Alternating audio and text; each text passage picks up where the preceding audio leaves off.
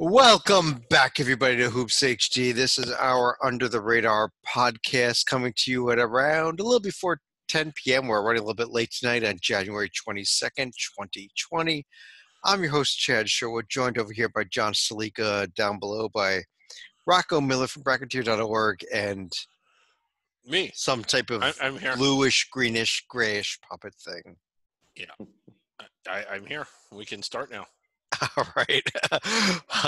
This is the podcast where we review all the feature conference is the Border War. Tonight's feature. Before we get to the feature conference, what is Under the Radar? Salika, can you tell us what Under the Radar means? Well, under the radar, there are going to be two stipulations. Number one is you cannot be a member of a multi-bid league like the Power 5 conferences, along with the Big East, the American, the Atlantic 10, the Mountain West, sponsored by ConExpo, ConAg, and the West Coast Conference. And stipulation number two is you cannot be a current member of the top 25 in either the AP or the coaches poll. Oh, all right. Then, we're going to replay. We're going to replay. All right. So, Salika, can you tell us what Under the Radar means? I don't know what we're doing tonight. We're not going to replay. Is that why we were late? Because you were setting that up? Is that what happened? No, we're late because we were setting up. What's our feature? The Big South Conference. That's our feature conference. That's a good one, yeah. Let's talk about the Big South Conference. We do a feature conference every week among the 22 Under the Radars. Tonight's feature conference is the Big South Conference. We saw a huge game on Monday night where Winthrop went on the road, won a game at Radford, already won at St. Mary's. This Winthrop team, I mean, overall their record's not that great, but a couple of big wins already, and now 6-0 in conference. Rocco, let me bring you in here first. How good is this Winthrop team? Can they win this league? I think they can win this league. And they came out here, as you guys probably know, and beat St. Mary's. Not saying that was a great night for St. Mary's, but it was impressive that they even had the talent and the capability to come across the country. And that was actually coming the day after they lost by 3 in Fresno. So to play back-to-back nights and still beat St. Mary's, put them on my radar. They hit a little bit of a slump in December, and now I'm looking at their schedule. They've won 8 in a row, so clearly playing good ball, including a triple overtime win over Gardner-Webb a couple weeks ago, and sitting in the driver's seat with that huge win at Radford's home court.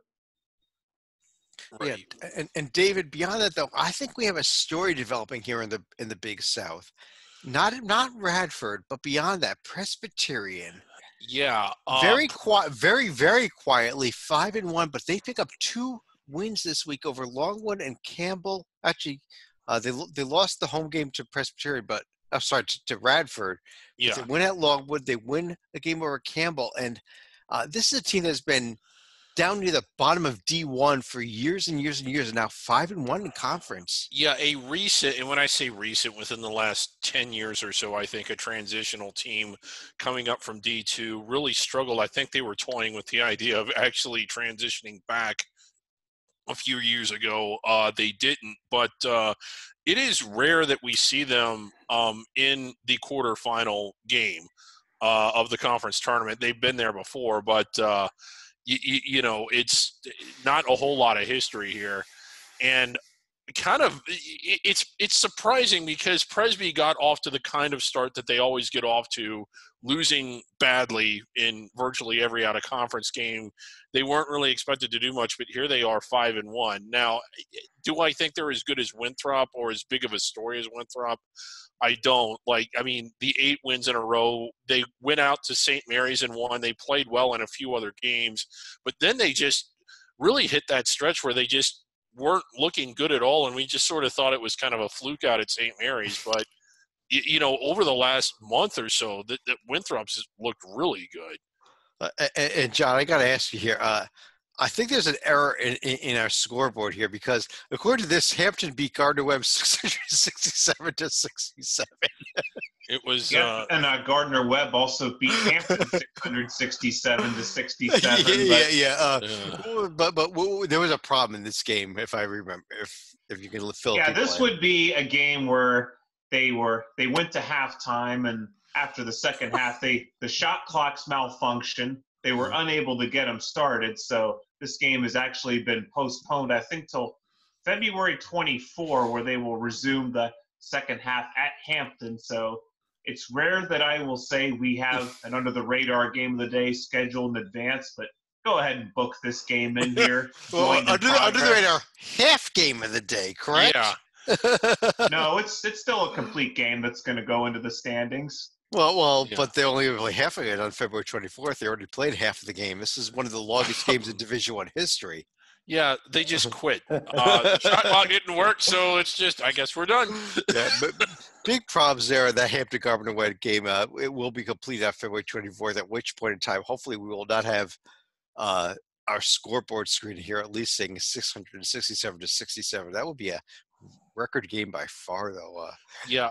Remember Longwood got off to that really good start back in November. I think they've won one game since. I see they're 1-6 right now in conference play, so I think that's a fair statement, David. But Rocco, upcoming this week, we got Winthrop as 2-pair home games, including hosting Presby on Saturday. Yeah, the Presby home game is the one I circled. Not that I'm expecting Presby to be able to go into Winthrop and win, but because they keep coming back for more and they're 5-1, you know, a lot of people would have written them off after Radford came in last Thursday and blew them out. Well, what did Presby do? They turned around and they beat Campbell, which is not an easy win for a team like Presby. So we'll see how they respond this week. They've got to go to Charleston Southern first. Charleston Southern is a hot and cold team. Just ask Missouri. Yeah.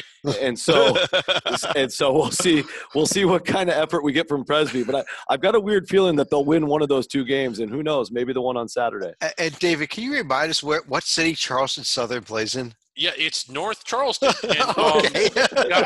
what I love, it's Charleston Southern, not the direction, but the Southern Baptist affiliation. I really want them to change their name to North Charleston Southern. I want to start referring to them that way. Well, let's move on here. We're going to go through the other 21 conferences here that are considered under the radar. No teams from the top 25 now, although Northern Iowa is starting to creep back close to the top 25 again. Yeah. And we'll start not in the Atlantic Sun that I pulled up, but how about the America East instead? So let me try to find those standings first. America East, we don't see the score on there. Vermont survived against Maine tonight up in Maine. And really, I say the word survived. They won 59-57. It's not on the screen, but I think, Rocco, you were following that game a little bit here. Now 4-1 and 14-6 overall for the for Vermont, and not the dominant team that we thought they would be this season. No, they haven't been, and you know, luckily surviving a game against Maine. I mean, if you'd have asked me before the season I would even pay attention to Vermont, Maine, no, because I think even in probably the last 5 or 10 years, they probably haven't even come within single digits. I'd have to check that. But tonight's game, unbelievable. Every time I looked at the score, it was no bigger than like a 4-point lead for Vermont. Maine kept fighting back. It was tied with less than a minute left. I still need to come back and see how it ended, but Vermont did squeak it out. Credit to Maine. They're you know, last year they brought in a coach that was coaching the women's team, and now he's the men's coach. It's pretty unprecedented, and it's starting to pay off. Maine won 2 in a row before tonight, including a blowout over Binghamton, a team that beat Stony Brook. Another surprise that I know you'll get to, Chad. Maine's a team we got to suddenly pay attention to. There's all sorts of parity coming out of nowhere in the America East tonight. It's been an upside-down night. Yeah, Maine now 2-3 in conference, 2-4 in conference actually after the loss tonight. Stony Brook, though, David has came up with a win over Albany. I'm not certain if they played tonight or not. There's no score on the screen there, so I think they had tonight off actually. But sitting there at 4-2. Actually got a little bit behind Albany. Yeah. So, but Stony Brook, they kind of on the downswing, dropping a couple games that you wouldn't expect them to after looking so good. So, yeah. Tonight's game against Binghamton, inexplicable, losing by 4 points at home to a very bad Binghamton team. Right. Yeah. So. Yeah, that's not advisable. Binghamton just lost to Maine, by the way, before that game. Yeah. Just put things in perspective here. And Maine, you've got to make the top 8 in this conference to make the conference tournament. 9th place is out. I think Maine might make it. You know, Yeah. And what's real odd is you look at a team like a UMBC who's Yeah. actually perched in last place all alone, despite going Crazy. on a 31-4 run tonight to actually win at Hartford, but they're still a half a game behind Binghamton for that 8th and final spot. Yeah, rough night for Howie the Hawk. yeah. In terms of the upcoming games that are on the screen there, I don't know if there's anything that we can really circle as a key game coming up this week, but Well, maybe Hartford at Maine Albany. UMBC, 8th place implications there. Let's move right on along to the Atlantic Sun Only Conference. 8 teams get it. Salika, this Liberty team continues to roll here in the ASUN. They are now 19-1 overall, coming off of a win over the weekend over Lipscomb. And let's make over to team profiles here. Let me pull up not Duke, who's on the screen right now, but let me pull up Liberty and ask you about this Liberty team here. And So we're doing the Liberty rating for Duke? Yeah, the Is that Liberty right? rating. I have no idea what I'm doing. And, quite honestly, I had Chad's had quite a bit to drink tonight. I had a couple too many drinks tonight. But Salika, can you tell us if this Liberty team actually has a chance at an at-large bid? Should they, let's say they keep winning. I mean, all these games are winnable the rest of the way. Losing the conference semifinals or conference championship game.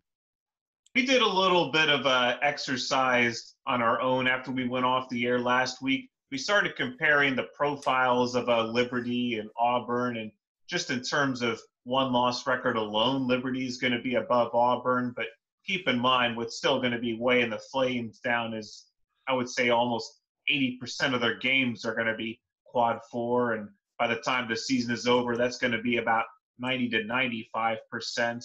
There will be one exception coming up tomorrow night, as that's when they go to North Florida for a rare Tier 3 opportunity, but that's about it. They cannot stumble anymore this season. I don't know. David, I pulled up on the right side there. Texas Tech, number 18 in the nation. Well, I think they're a little bit better than Liberty, but not overwhelmingly better. well, one is infinitely more than none. The neutral floor win against Louisville is still way better than anything Liberty's got, and that alone puts them quite a bit ahead.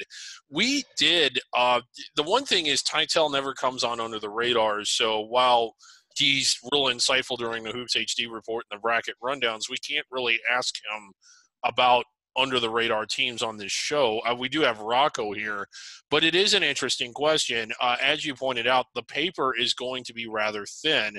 So if they're going to get in, you're going to have to sort of, you're really going to have to peel back the onion to evaluate this team. What do they have? They're going to end the year with 31 wins, and 30 of them will be against teams outside the top 150, most likely.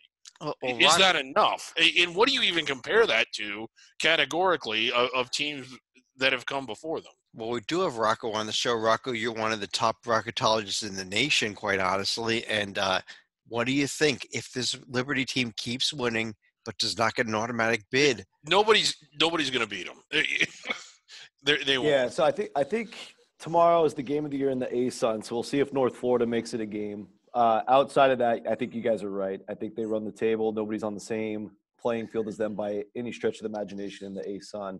I think it's somewhat unprecedented if they go all the way. The only reason this would even become a discussion, of course, is if they get to the title game, and I think they would need to lose to North Florida. I do like North Florida. They got a veteran team capable of getting hot and maybe beating them once. So if that happened in the title game, they ran the table till then. I think that's what we're saying here philosophically. And I think it would be unprecedented in the net era, right? So, and I think Liberty's net would still be we're strong. in year 2 of that. We're in year 2 of that, yeah. Well, year 3, So we but don't they're have 25 right now. We don't have, yeah. Exactly. So we don't have the history to think. So my gut says the NCAA may look at that and say, hey, these guys only lost 2 games. They won 30 plus. Let's put them in Dayton just to split the difference. Obviously, it's going to depend on how weak or strong the rest of the bubble is because it has to be justified and backed up. But I think if we're just trying to, make an air guess based on the resume, I think that would put strength into the meaning behind the net. And I think they got to stay in the top 30. I think if they fall out of the top 30 with that loss, there's enough reason to keep them out. So we'll see. Well, as you see there, the game of the week, as you mentioned, is coming up here Thursday night, Liberty at North Florida. Maybe the game of the season in the ASUN. They're also at Stetson on Saturday. The rest of the ASUN games, quite frankly, do not matter. So let's run over to the Big Sky Conference. And David, let me ask you about this conference here, where Montana now has a 1.5 game lead, I guess, technically in the standings. And again, this is a team that lost at home to Montana Tech, the Ore Diggers. Yeah, Montana, not really a very good team overall. They're in a league of teams that are even worse than they. But I mean, since conference play's begun, they have, looked pretty good, better than pretty much anyone else. I still I shouldn't keep coming back to them, but I do. I still like this Southern Utah team. I think that what they've done is amazing. I think they're continuing to improve as the season goes along. And I don't know if including losing at home to Northern Arizona. Well, yeah, they did lose at home to Northern Arizona, but it was a close game, sort of. But I think they're the story in the Big Sky, but Montana is probably the team in the best sky. Them in Eastern Washington, but then again, Eastern Washington barely beat Idaho, who lost to two NAIA teams by double digits earlier. Well, that was in preseason, so it doesn't technically count. But well, they haven't exactly been lighting the world on fire since then. They won a game. Come on, they've won 3 D1 games overall. Stalika, is there anything else worth discussing in this conference beyond Montana? I think Northern Arizona is actually going to be worth discussing because they actually went 2-0 on the road trip against both Northern Colorado and Southern Utah. So they deny both teams a chance to be at least tied in the loss column with Montana here, and suddenly puts the Lumberjacks in a 6th place tie with Sac State and Montana State. Actually, Montana, real interesting week here for the first place Montana team, though, where Rocco, they're going to Idaho State. What is interesting about that? And Weber State, because that has been the big rivalry the last couple of years here. Weber State very down year this year, but they can sweep this road trip. I think they're in a position to run away with this conference. Yeah, and I'm intrigued by this Idaho State team, at least at home. Their new coach came over from Point Loma, the D2 and national finalist, and he's rallied in a bunch of JUCO players. There's a guy named Tariq Cool that can fill it up. He's had a couple 40-point games. And any given night, I think the Bengals can knock off any team in this league. So Montana will need to be ready to go on, is that Thursday night? Yeah, Thursday night. Yeah, Thursday night. Yeah, and then, just to talk about what Stalika talked about, Northern Arizona's story is pretty incredible. They've gone 4 straight years of 5 total wins, 9 total wins, 5 total wins. Last year got up to 10. They're already back to 9 this year with a lot of season left. So kudos out there to the Lumberjacks. They're having a big-time turnaround. All right. Montana State, we liked them very early in the season. They actually won a road game at UNC Greensboro, albeit on a miracle half-court shot at the buzzer.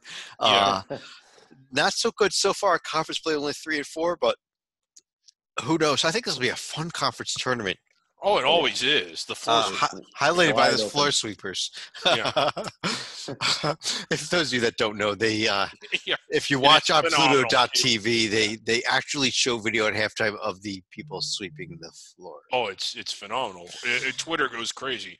Rocco, the Big West Conference. I know you're a West Coast guy here. I think we've been very disappointing with this conference has shown so far. I don't know if you kind of agree with us or not. Yeah, I think there's 3 teams worth discussing, and that would be Irvine, Hawaii, and UCSB. I'm actually working right now to try to get down to Santa Barbara. I've never been, so I'd love to get there in 2 weeks when they play Hawaii. So stay tuned for that.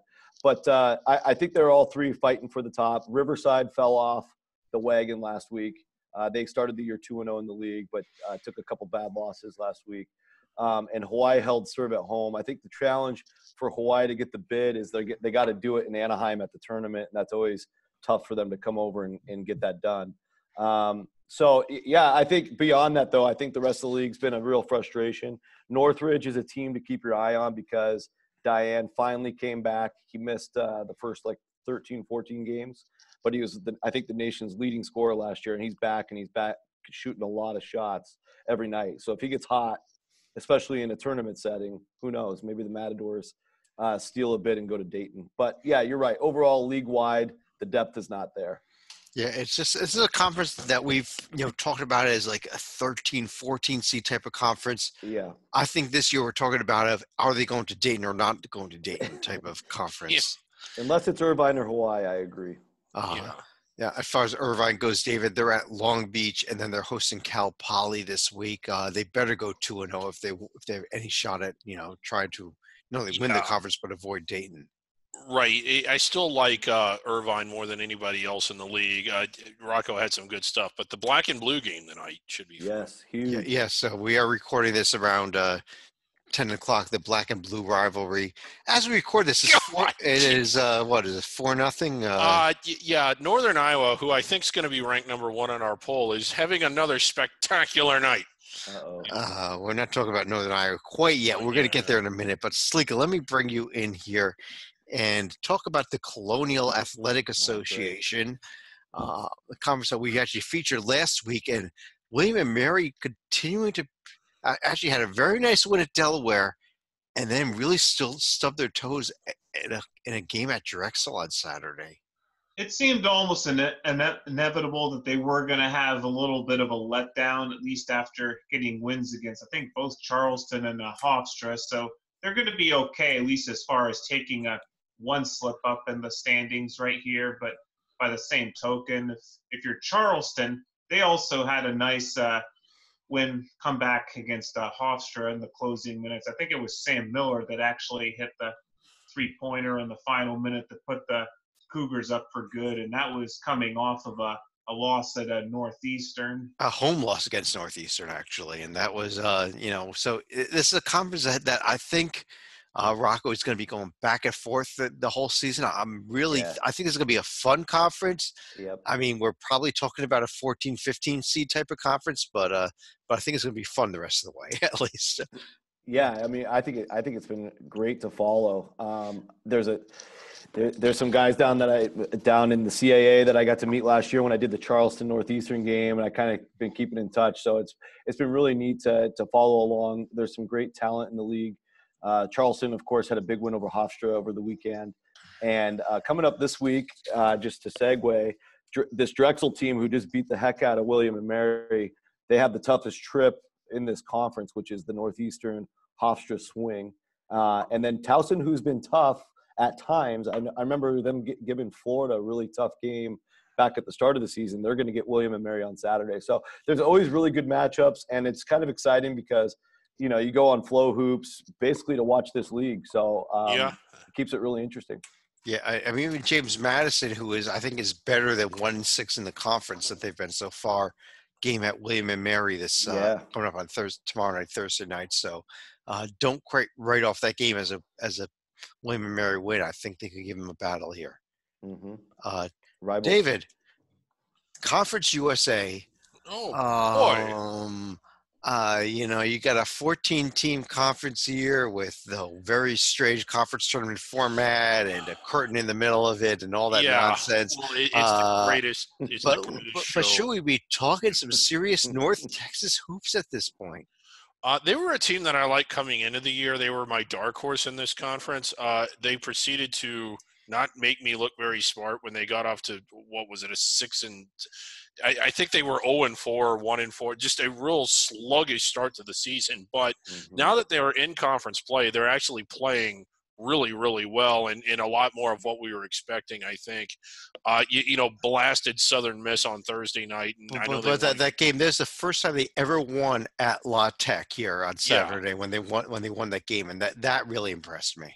Yeah, this was a team that, I mean, they were a 20-plus win team ago, or 20-plus win team a year ago. A lot of that back now, but despite not having the full roster, despite everything else, nice come from behind win the night. I think Western Kentucky still got the highest ceiling.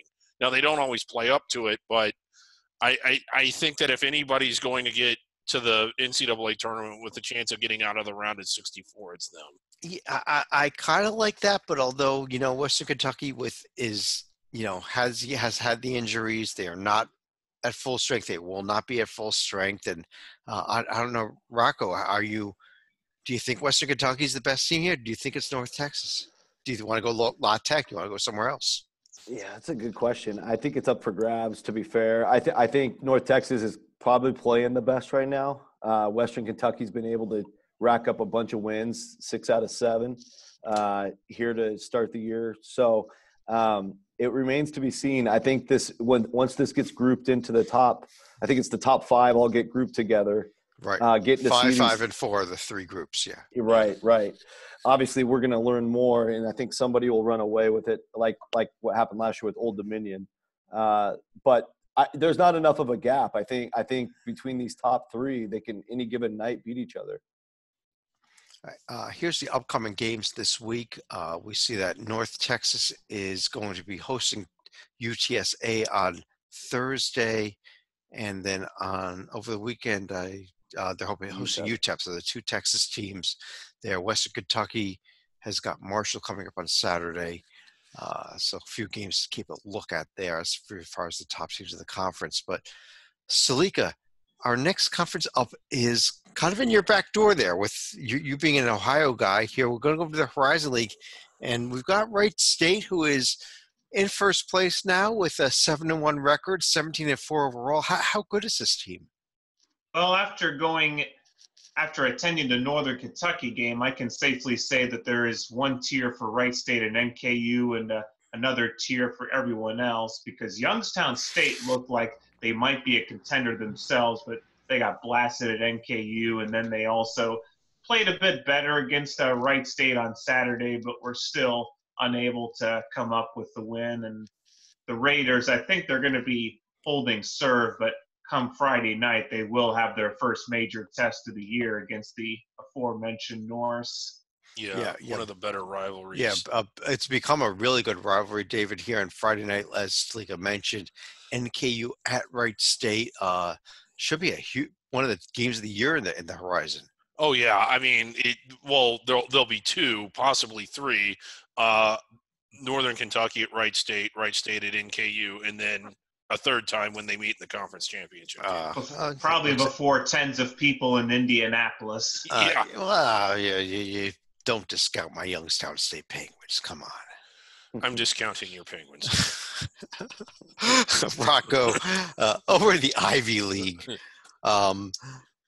we're still another week away from really getting into conference play, although everyone has finally played a conference game at least.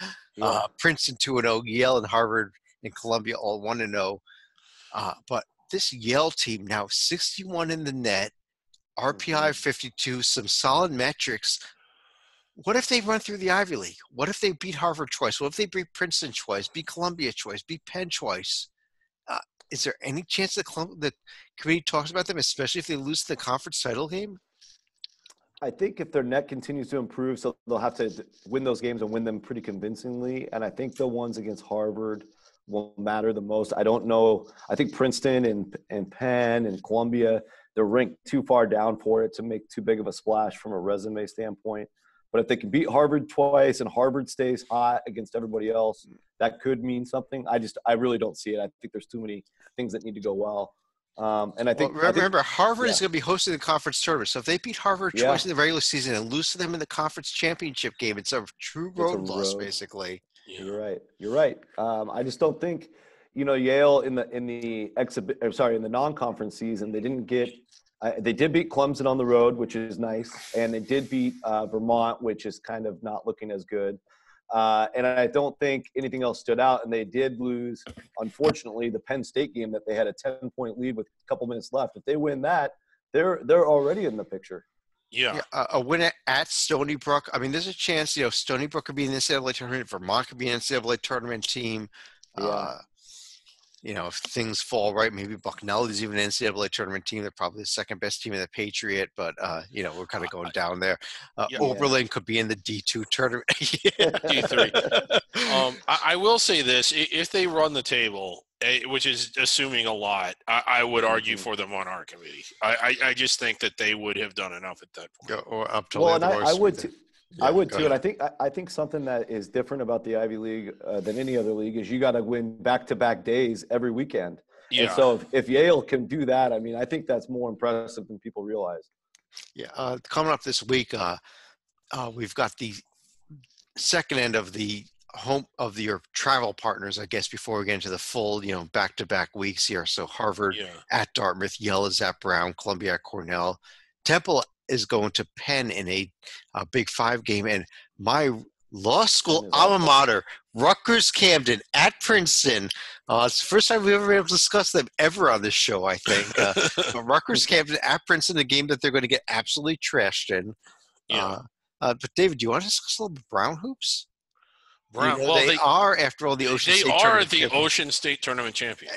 We have a little information here. We've added in here. Not only did they win the Ocean State Tournament here, but look down here. Oh wow! They even won the bonus game. I did not realize. Yeah, they won the MEAC bonus against Johnson and Wales of Rhode Island. So I think this is the first time.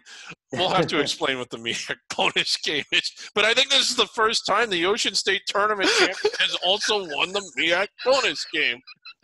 And let's not forget, Brown's only lost one time on their home court, and Yale's going to Brown on Saturday. So that'll be good. It could be interesting. It could be interesting. It could be a blowout. I'd lead towards the latter, but we'll see. Stalika, Metro Atlantic Conference here. We now have a three-way first place tie that does not involve the Rider team that got out to a good start, but has completely fallen apart here. Yeah, last time when we were talking about the Metro Atlantic, Monmouth and Quinnipiac were tied for first place, and now Niagara joins as the third team in, thanks to the aforementioned win against Rider, and also a close win at home against Siena, who still has struggled to win on the road themselves. But by the same token, if you're looking at a team like Monmouth, they're holding serve with wins against Marist, and also at Manhattan. Quinnipiac, not so much. Yeah, at the end of the day, though, David, I think we're fighting for a spot in Dayton in this conference, unfortunately. Conference we've loved in recent years, but I'm just not seeing it here. Look at these 200-plus nets for everybody. Yeah, just real. I mean, there was, Monmouth had those teams that got so close to the bubble, and we've seen Iona, I think, as high as the 13 line.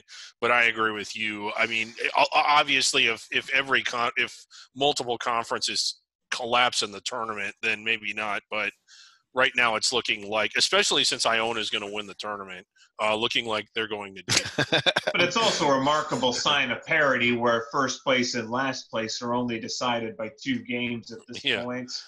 Yeah, I think the game to circle is that coming here Friday night. Niagara at Monmouth is 2 of the 3 teams that are tied for first place. But,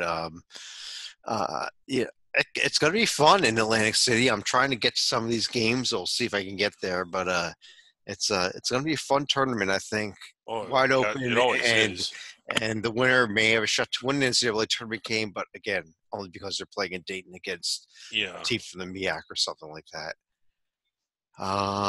Rocco, over in the Mid-American Conference, let's talk seriously about this Akron team. Sure. Disappointing with a home loss to Toledo. They did bounce back with a dominating win on the road against Miami of Ohio, though. Yeah, they got I did some digging on Akron earlier today, so great timing, Chad. This is a team with 4 seniors and a junior starting, so a lot of experience.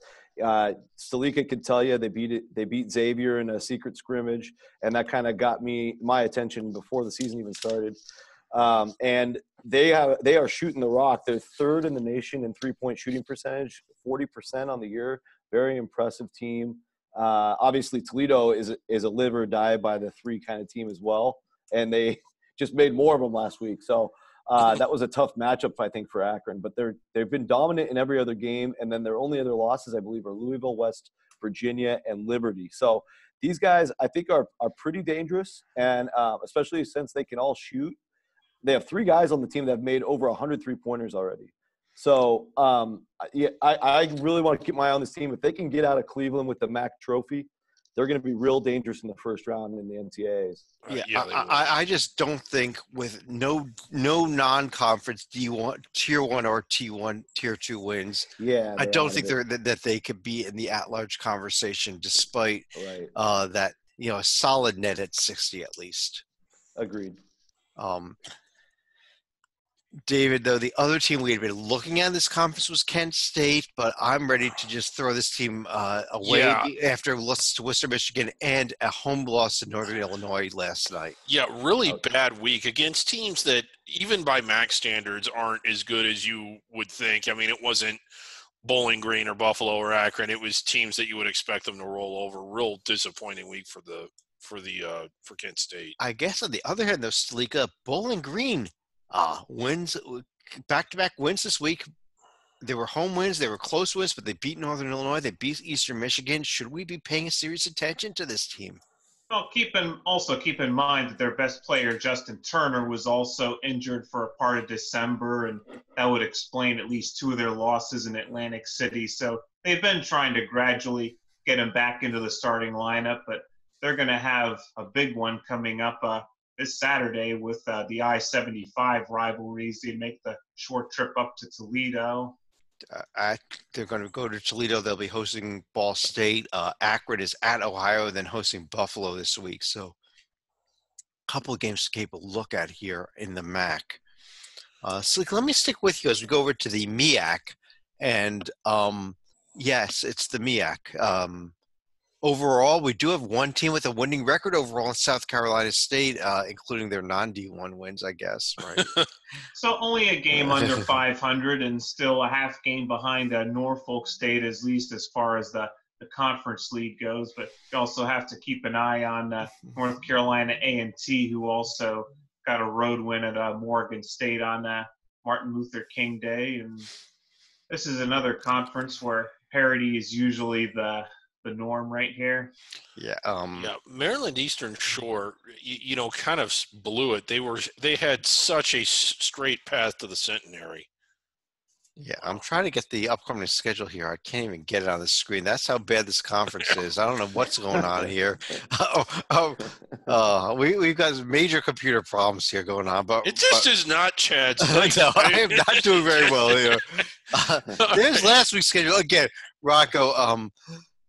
Norfolk State this week. I guess they're the only undefeated team in the conference. They're hosting South Carolina State. I guess, and then they're hosting Florida A&M. It's the MEAC, though. I mean, should we just move on? Yeah, FAMU beat Iowa State, so anything can happen. Yeah, I guess. And then they've been very mediocre in conference, making that upset even more unbelievable as the days go on. Rocco, let me stick with you over to the series conference here in the Missouri Valley Conference, where this Northern Iowa team is, well, technically half a game behind Loyola Chicago, very close again to the top 25 after losing their first conference game to Illinois State, 1-5 in a row now. Yeah, it's hard to comment right now with them being down 13. 16. Yeah, 16. As we record this, let me get a score update here. It is Southern Illinois 46, Northern Iowa 36. It's 55-39, Chad. 55-39. Right. You've got a better score update than I do even. I've got the game on, Chad. Well, I don't have the game on. Yeah. It's a blowout, David. Well, so every time we start praising them, they get close and boom. Yeah, I agree. I think it's honestly a testament to the Valley. I'm a Valley guy, as you guys know. I love the league, and I just don't think it's an easy thing to do to roll through it. Even that Loyola Chicago Final Four team a couple of years ago, I think they lost at least 3 games in this league, and that's they were 13-5, weren't they? Is that right? Yeah, okay. I could be wrong. Yeah. So, I mean, this is a really tough league. There's a lot of bus trips. There's tough teams, a lot of competition, a good television deal. So, good coaches in the league at all times. Speaking of good coaches, Loyola Chicago really coming on strong lately. And Coach Porter Moser is definitely a great coach. Speaking of not so great coaches, Walter McCarty fired yesterday. And they won it. They won it, Kentucky. Come on, Rocco. Well, okay. Evansville's having quite a year. But something I really can't remember ever saying. 3 hours later, they had a new coach in Todd Licklider, and now they had a game today. So crazy times in Evansville. Anyway, that's all I got. Yeah. Yeah. No. That is. If even after tonight's game, they're hosting Loyola on Sunday. That's maybe the game this season, regardless of whether or not Northern Iowa pulls out this game tonight. Northern Iowa is going to be tough to beat on their home court, no matter Yeah. what. Yep. It real nice win for Northern Iowa last week against Bradley, who was at the top of the conference. But you're right. After sort of a sluggish start, Loyola Chicago looking really good, and in fact in league play probably looking better than Northern Iowa. And Rocco being a bracketologist, you have to hold – it sounds like we're beating up on teams and we don't favor under the radar. We love under the radar, but when you're talking about the NCAA tournament, you hold them to the same standards. What other bubble teams would be losing to 18 to a team with a losing record on the road? I mean, you've got to win those. And Barry Hinson isn't even in Southern Illinois anymore. Yeah. And Barry Hinson's not even there anymore. So we don't have barbecue sauce. We've got nothing. Yeah. They got he took his barbecue sauce to Stillwater. Yeah. Porter Moser's disciple Brian Mullins is the new Southern Illinois coach, and they're getting really good. I mean, not good, but they've improved all year long. And this was a dangerous game for Northern Iowa. And I think it's hard to compare because I think teams that are in tougher leagues, they get outs when they hit their wall. Like a lot of teams, especially tournament, all types of teams hit a wall at some point in the year. And if you do it in the Valley, it looks a lot worse because you're losing to teams in the 150 plus range instead of like to Iowa. Yeah, I agree with that. Salika, Northeast Conference was our feature conference last week. Now still in first place, fresh off a win at SFPA on Monday in what I actually wrote up as the under the radar game of the day on Monday here. Pat myself on the back. The Merrimack Warriors. And that's going to be the good news for the NEC this week at least the good part on the court where the Warriors are actually looking to win a conference for the second year in a row, because keep in mind, they actually won the Northeast 10 in the regular season last year. Back-to-back Northeast Conference champions. But this year, this week, unfortunately, there was a little bit of a dust-up if you followed the St. Francis Sacred Heart game, where there was a hard foul that actually led to a little bit of a dust-up about midway through the second half. But once we got to the post-game handshake line, things did become a little more contentious. Now, not quite Kansas State, Kansas contentious, which we'll be talking about in a couple of days here on our Hoops HT report. But it was a dust-up, David. Yeah. It was actually it was bad, but you kind of liked that there were more people trying to break it up than there were trying to fight. So it got sorted out. At least it looked to me pretty quick. They weren't going into the stands and didn't have the mascot putting his hands over his head and whatever was going on in the Kansas game. But the SFPA was without two of its top three players, though, Rocco, for that game against Merrimack. Yeah, so same thing happened to Sacred Heart. I think both teams ended up taking a suspension. If you look at the net rankings, these are the two best teams in this league according to the net. And I've got a chance to follow this league pretty closely this year. I think they are the two strongest teams. So for both of them to take hits like that on Monday is brutal. You can tell they both lost by double digits. Lessons learned, hopefully, and this should be a great race going forward. Yeah. Merrimack, obviously ineligible for the NCAA tournament. They are hosting a very weak Fairleigh Dickinson team this week. Then I think they're actually off on Saturday. They're the one team that's off. So come Monday, they could still be in first place. And yeah, I mean, I don't know what to say, David. But historically, I was going to say, historically, you have to go back to 2003-04 when Charleston Southern was, I think, a third-year transitional team and actually tied for the regular season, or Birmingham Southern. Birmingham Southern did it. College of Charleston also won a regular season championship in their second or third year of transition, but They weren't technically transitional. I don't know that anybody's ever won a regular season championship in their first transitional year. And it's possible here with Merrimack, which is unbelievable. Just a few notes here. SFPA has a couple of road games this week at Long Island and at SFB, St. Francis of Brooklyn, while Sacred Heart, who we mentioned, is a very good team. They are at Central Connecticut and then hosting Fairleigh Dickinson this week. Rocco, let me go to you as we move over to the Ohio Valley Conference, which has a pair of undefeated teams, which is a little bit rarer at this point in the season. It is, and I'm impressed to see that Austin P hasn't slipped up. They haven't lost at all in this decade. So good job, Govs. And they will be tested this week. We'll get into the games coming up this week in a minute, but obviously we've said it week in and week out on the show, or at least the ones I've been able to make it, that this is a little disappointing year for the OVC being a bottom 5 conference after putting 2 teams into the tournament last year. But I think teams like Belmont, like Austin P, like Murray State, that were in the hunt all of last year with a great 4-team battle last year, including Jacksonville State, are back this year as probably the top 3. I think it's good. I think these teams are going to continue to improve and maybe become dangerous by March. Yeah, I agree. And I don't. I think this is. I agree. This is a 15 seeded league. I agree on the part that it's going to be a good league. I'm not sure that I agree that they're going to be dangerous in March. I mean, Belmont, Murray State, Austin P have a shot. David, is one of those 3 comes out of this conference tournament, which is always a fun conference tournament, quite honestly. Yeah, we've seen it before, and we've seen some 15 seeds put out valiant efforts and even win games. And these are two. Okay, I'll warm up to that. These are teams that a lot of them had roster overhauls, but they're starting to come into their own, and they are starting to play better as the year goes along. Yeah, I would buy that. They're potentially dangerous. And Belmont's got a new coach, so they got that too. Yeah, so. Real interesting week this week, especially for Belmont at Murray State, at Austin P. These are 2 games to really circle here. Mm-hmm. Murray State, on the other hand, don't even know who they're playing on Thursday. I guess they're off on Thursday. Murray State. It's Belmont. Yeah, Belmont. They're playing Belmont. I'm sorry.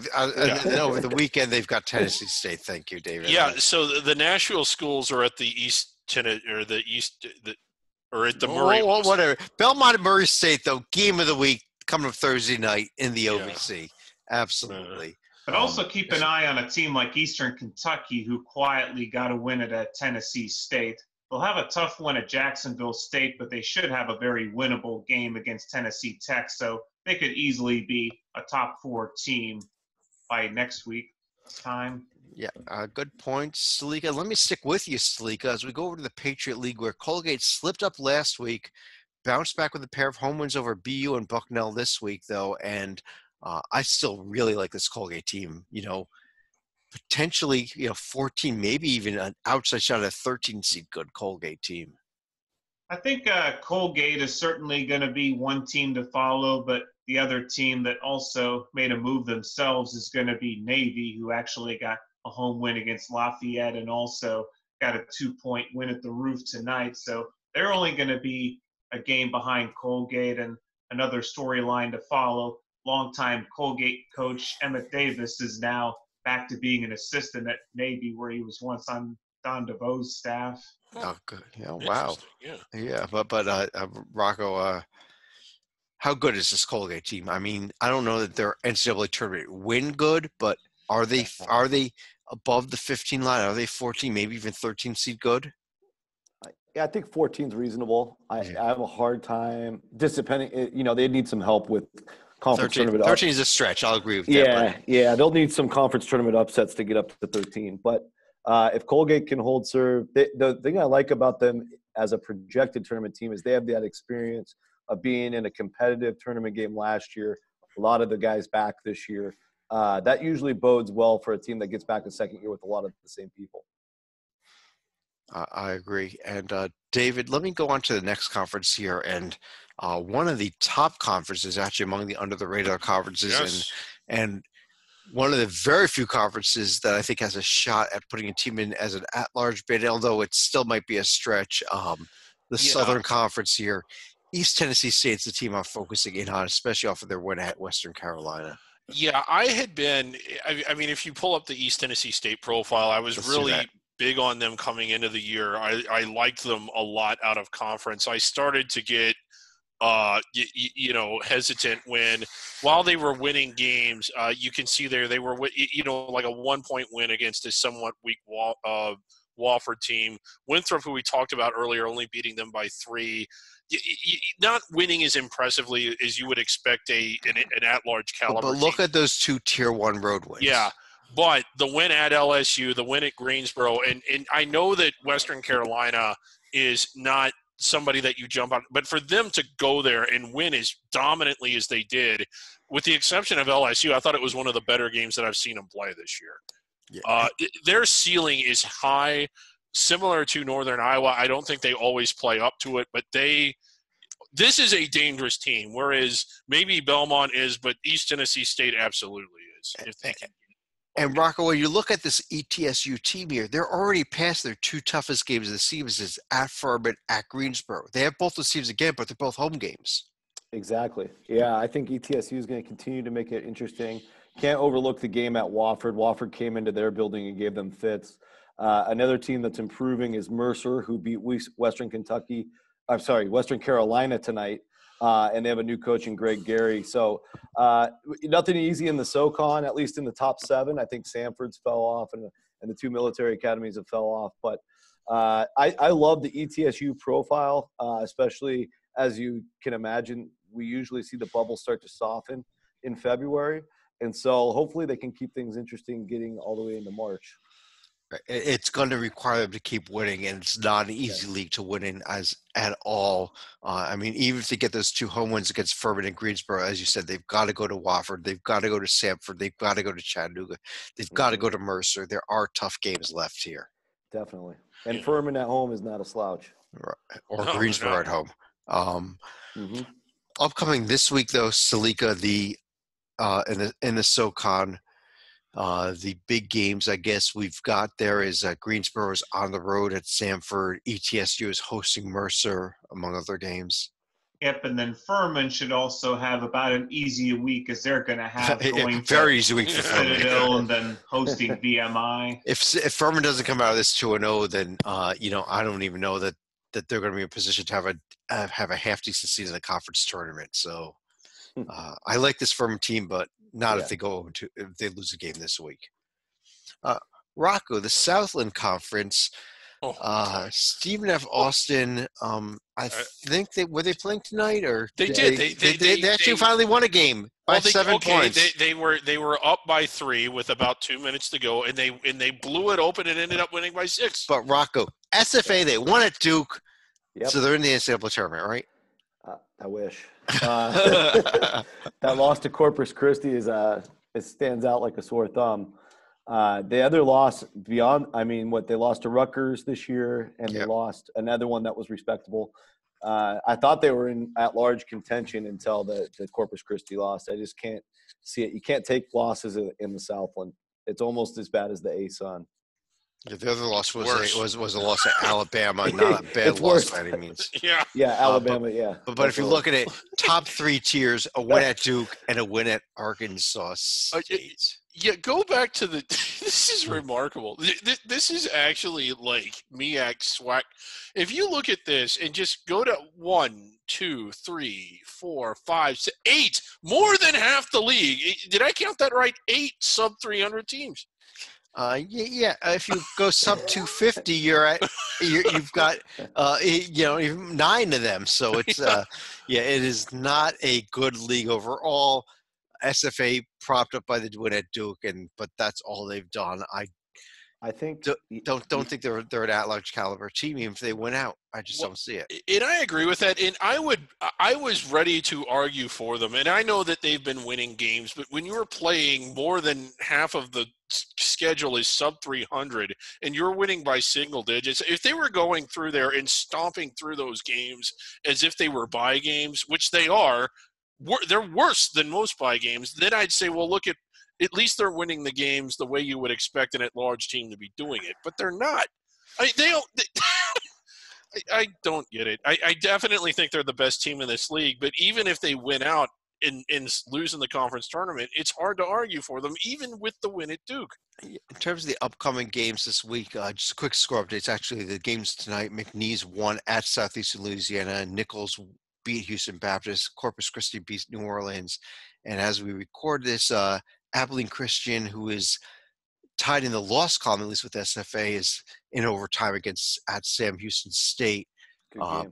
But SFA Salika is at Lamar this week, and then hosting Abilene Christian. Maybe the game of the week next Wednesday, though, in this league.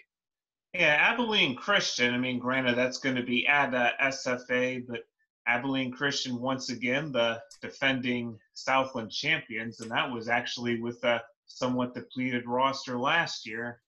Mm-hmm. Yeah.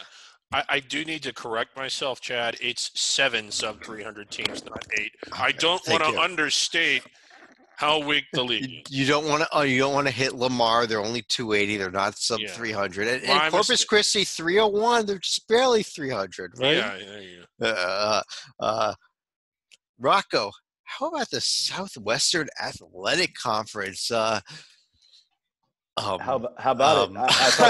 I thought Texas Southern had a nice road win at Grambling. Actually, one of the very more interesting things here, look at these scores here for the past week.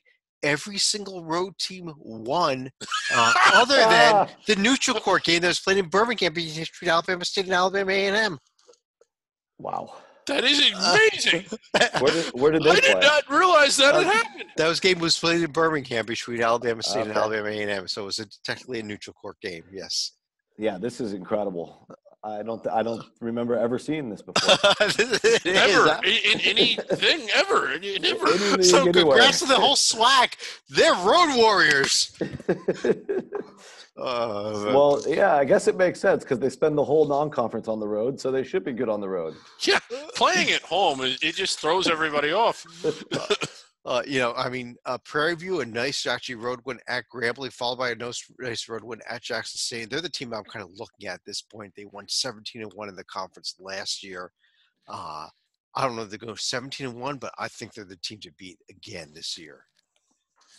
Yeah, I think it's them, and Grambling is decent, and then the top two should duke it out. Yeah, Grambling though, tough week with 2 losses this week, both at home. So both at home, yep, that hurts big time. The upcoming week, they got games coming up here on Saturday and on Monday. You could just lock in all the road teams for wins, though, right? Except Pine Bluff probably can't win at Texas. At either one, actually. Maybe at Pine Bluff. Can Mississippi Valley win on the road at Southern and Prairie View? Probably not either. But that's a tough travel partner right there. Those two. Salika over in the Summit League. We've got I'm not certain. I think we got a game going on tonight, though, don't we? Or no? Yeah, I think South Dakota State pulled it out. I'm trying to get a final score here. Yeah. It does not appear to be on our screen here. But they won 78-73 Jackrabbits. I mean, this is top-notch Hoops HD entertainment right here. South Dakota State is actually tied with North Dakota State. They won at North Dakota State this year. We do have an update on the score there.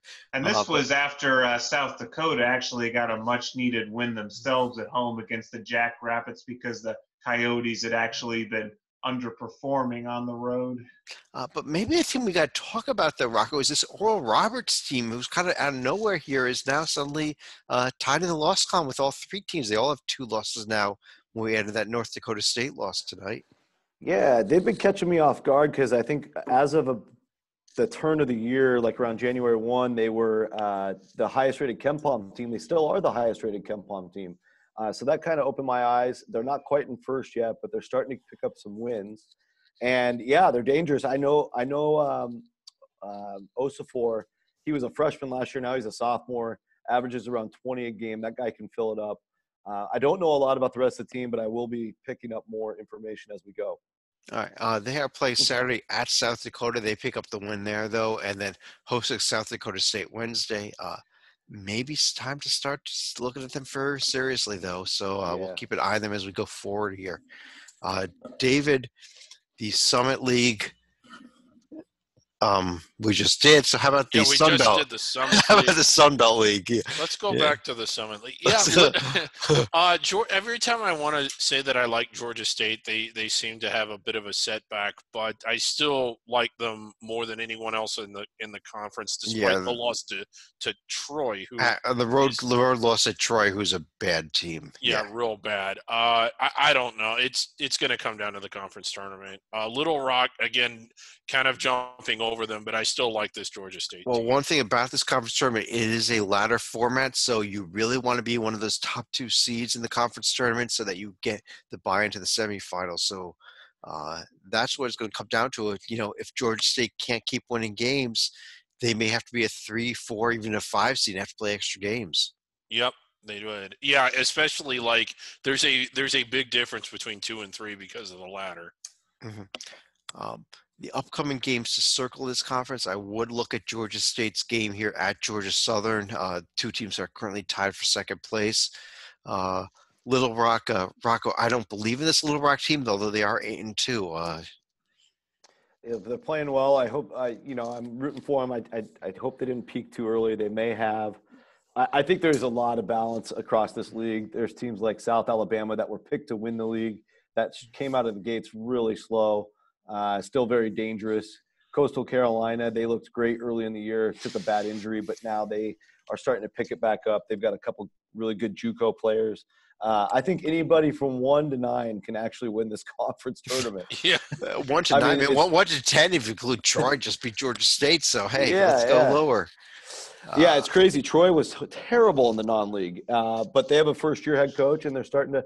And it's actually our boy Scott Cross, who used to coach UTA, is now the Troy coach. Yeah. Oh, he's a great coach. He's a great they're coach. going to get very bad firing by UTA, but yeah, exactly. Salika, last conference of the night is the Western Athletic Conference, where New Mexico State, undefeated in conference, picks up a win at Utah Valley, picks up a win at Seattle. Didn't really sweat either game here, and personally, I think this team is going to run away with this league. Do you agree with that? Honestly, I don't know who's going to be able to catch them, especially with California Baptist not being eligible for the WAC tournament for a couple more years. I mean, Bakerfield, yes, they did get a decent win at Kansas City, and they won Chicago State as was expected, and Seattle did get a win at UTRGV before getting their first of 2 New Mexico spankings out of the way. Yes, New Mexico spankings. David, the upcoming schedule here in the WAC, I think the only thing to look at really is New Mexico State's games, and they are going to be playing. Where are they playing? Well, at UTRGV and in that swing there, so that they should be able to win that one. Now that they're back at full strength, I think that they're just way better than everybody else in the league. And had they been that way all season long, they wouldn't have lost the 6 that they did. They may have lost 2 or 3, but California Baptist is about to go 4-1 there, completely crushing Chicago State around halftime as we record this. And Salika, Crowley's Ridge College, one of our favorite schools, is that going to be at Kansas City Monday night? Yep, definitely one of Chad's favorites, but I cannot confirm as to whether or not open tryouts are still taking place. We'll let you know that. Let's go to our top 10 list. We've got a bunch of honorable mentions this week. We got a lot of teams in the top 10. But few teams receiving votes that did not make our top 10 include Western Kentucky, Loyola Chicago, Georgia State, who we just discussed, North Texas, the top team in this USA. Ooh, somebody voted for North Colgate, William & Mary, Wright State even getting a vote. But the top 10, coming in number 10 is Harvard out of the I'm surprised they're not higher. Wow. Well, New Mexico State, who we just discussed, is our number 9 team. And number 8 is Furman, one of those SoCon teams we just discussed. Mm-hmm. Number 7, Yale, though, that top team out of the Ivy League, who I really like. I think you guys kind of agree with that. I think this is a team that could keep climbing up this top 10 list. SFA has been struggling, but winning games since that Corpus Christi game. They're still in our top 10 here at number 6. Number 5 is Akron. Suffered a loss in conference, but is still up there. Yeah, and again, a lot of these teams have been a little bit disappointing. So But at least Right. the loss against Toledo is going to be a lot more respectable compared to Northern Illinois. Really, Kent State? UNC Greensboro is number 4, and they're only the second best team in the SoCon, behind number 3 Like East that Tennessee East Tennessee State. State team, Yeah. I would probably vote differently if I were voting now. Our top 2 teams here are obviously Northern Iowa, Liberty, East Tennessee State. Yeah. But Rocco, I think that these top 3 teams here are still in the picture for at-large bids, but I don't think anybody beyond them is. Would you agree with that? I'd agree. Greensboro is probably about 15 or 20 teams away from the cut line. So if they won out and got a huge win at ETSU, you can't count them all the way out. But besides that, I agree. Yeah. Okay. So maybe a shot for Greensboro, but beyond the top 4, absolutely not. And Correct. Yep. at this point with Northern Iowa, actually they're trying to come back against Southern Illinois as we record this, but if they lose this game, again, they will not break out of the under the radar. They will still be under the radar and not in the top 25 if they lose this game. I think Liberty is a team that may make the top 25 just based on overall record at some I point. agree. On that note, let's go through some final thoughts. And Slika, you want to start us off?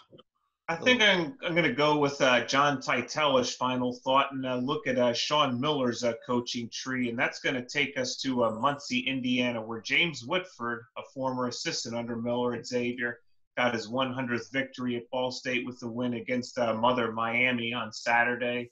And the Ball State Cardinals are currently leading the MAC West right now. They only have one loss in the loss column and might be a team worth watching themselves as we look at contenders like Akron and Bowling Green also at the top as well. Yeah, you know what? The MAC West picked up a few wins against the East this week, which was really surprising. But they're kind of showing here that maybe they're going to be a contender here when we get to Cleveland and the MAC tournament. Rocco. Yeah, so I want to give a shout out to Greg Paulus. He took over in an emergency capacity when Patrick Beeline got let go just before the start of the season on October 24th. And Beeline himself was going to be a brand new coach this year. So Paulus now has beaten – At Niagara, right? At Niagara, yes. Yes.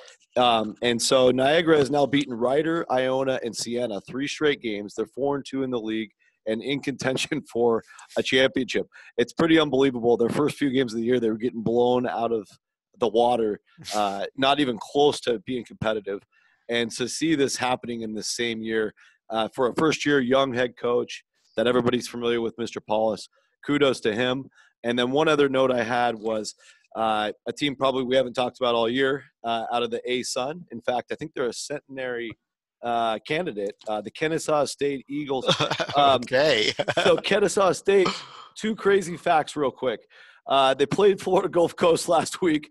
They had 7 points at halftime and, Oh my God. and shot 1 for 25 from the field. And so they only made 1 field goal. The rest of the points were at the free throw line. They ended up with 7. They ended up getting killed, of course, in that game. Here's the more crazier fact. Their new coach is Mr. Abdur Rahim. Amir Abdur Rahim he's a former big-time assistant coach. Just took over the program.